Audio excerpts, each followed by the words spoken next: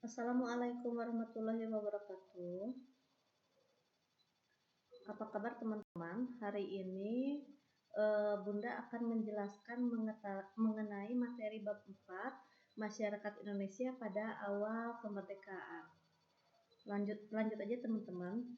Tujuan yang akan dipelajari hari ini adalah dapat menjelaskan kehidupan masyarakat Indonesia pada awal kemerdekaan. Lanjut ke usaha persiapan kemerdekaan. Nah, usaha persiapan kemerdekaan ini ada yang disebut dengan BPUPKI atau Badan Penyelidik Usaha-Usaha Persiapan Kemerdekaan Indonesia. BPUPKI ini diawali dengan kekalahan Jepang dan janji Indonesia merdeka. Nah, pada 7 September 1945, PM Koiso menjanjikan bahwa Hindia Timur Indonesia akan diperkenankan merdeka. Hal ini dikemukakan di depan sidang parlemen Jepang. Janji ini diikuti pula oleh dikibarkannya bendera merah putih. Tujuannya yaitu agar Indonesia membantu Jepang melawan sekutu dan tidak melawan Jepang yang baru saja dipukul mundur oleh Indonesia. Yang kedua, pembentukan BPUPKI. Janji akan diperkenankannya kemerdekaan untuk Indonesia kemudian diikuti dengan pengumuman pembentukan Badan Penyelidik Usaha-Usaha Persiapan Kemerdekaan Indonesia. Bahasa Jepangnya itu Dokuritsu Junbiko Sakai yang disingkat BPUPKI pada tanggal 1 Maret 1945 oleh Letnan Kumakichi Harada. Yang ketiga yaitu pengangkatan anggota BPUPKI. Pada 1 April 1945, pengangkatan para anggota BPUPKI itu diumumkan upacara peresmiannya, kemudian dilaksanakan pada 28 Mei 1945 di gedung Chuo Sangi-in di Jalan Pejambon, Jakarta, yang sekarang nama gedungnya adalah Gedung Departemen Luar Negeri. Selanjutnya, struktur organisasi BPUPKI, ketuanya yaitu Dr. KRT Rajiman Weddiodiningrat, ketua mudanya Ichiba Ngase orang Jepang, sekretarisnya RP Surono, anggotanya 60 orang Indonesia yang mewakili hampir seluruh wilayah Indonesia dan 7 orang Jepang yang tanpa memiliki hak suara. Selanjutnya sudah terbentuk kemudian panitia-panitia sudah terbentuk. Lanjut ke sidang pertama BPUPKI. Sidang pertama ini dilaksanakan 29 Mei 1945 sampai 1 Juni 1945. Sidang pertama tidak menghasilkan rumusan tentang dasar negara, tetapi hanya pandangan-pandangan umum saja. Pandangan itu disampaikan oleh M. Yamin, Profesor Supomo, dan Insinyur Soekarno.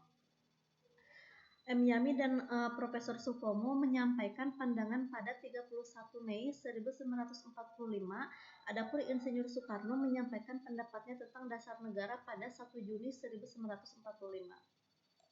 Nah, ini gambar M. Yamin. M. Yamin menyatakan bahwa dasar negara itu terdiri dari pri kebangsaan, pri kemanusiaan, pri ketuhanan, pri kerakyatan, dan kesejahteraan rakyat.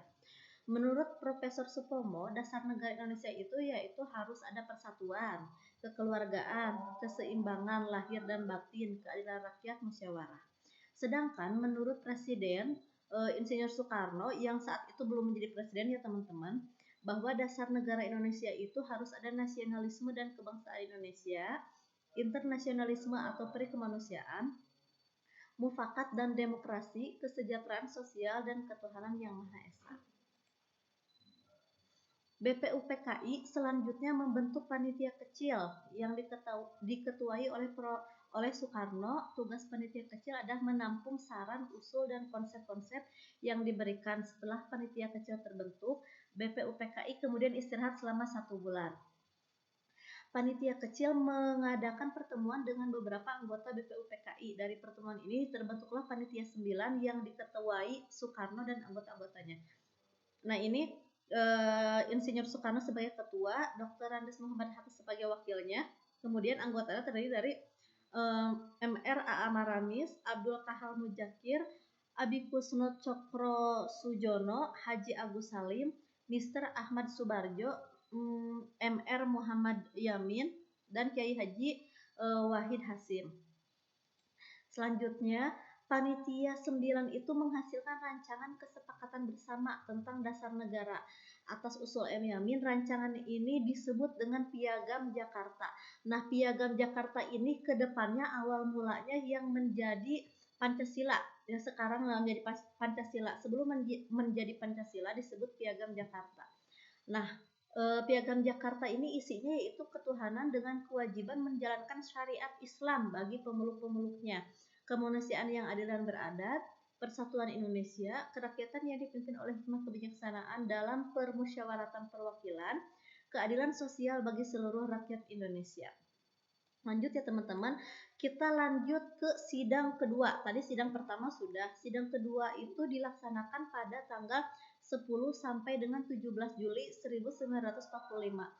Sidang ini membahas rancangan Undang-Undang Dasar. Untuk membahas Undang-Undang Dasar, dibentuk panitia perancang undang-undang yang diketuai Insinyur Soekarno. Ada 3 konsep hasil pembahasan panitia perancang Undang-Undang Dasar. Ketiga konsep itu adalah pernyataan kemerdekaan Indonesia, pembukaan Undang-Undang Dasar, dan batang tubuh Undang-Undang Dasar.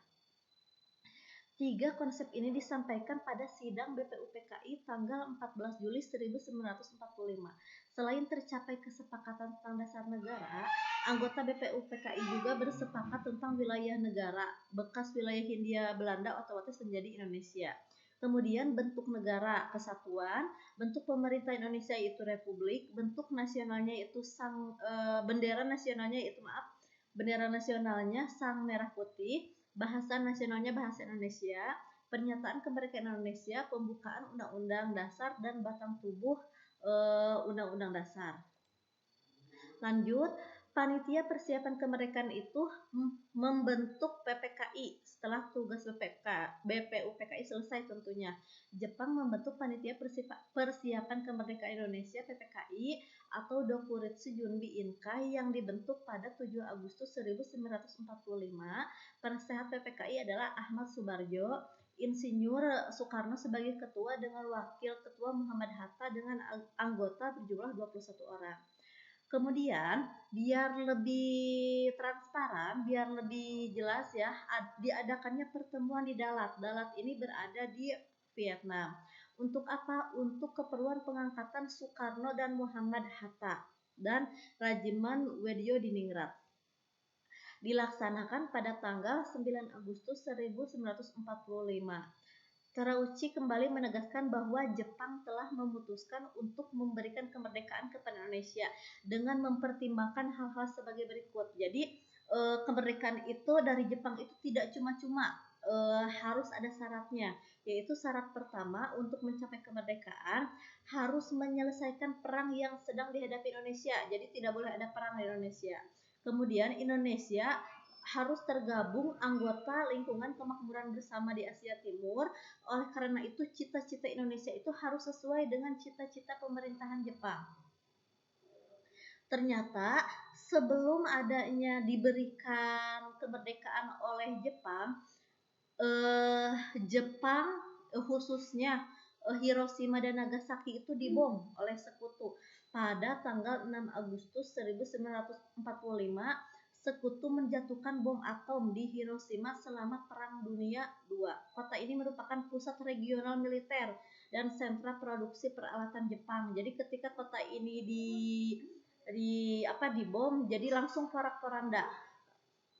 Setelah kota ini dibom, Jepang menyatakan menyerah kepada sekutu, kemudian